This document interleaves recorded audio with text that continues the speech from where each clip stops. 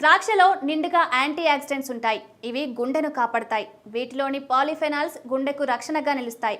ఇవి చెడు కొలెస్ట్రాల్ను తగ్గిస్తాయి, బీపీని తగ్గిస్తాయి, వేడిని తగ్గించి చలవ చేస్తాయి. ద్రాక్షలో ఫైబర్ ఉంటుంది.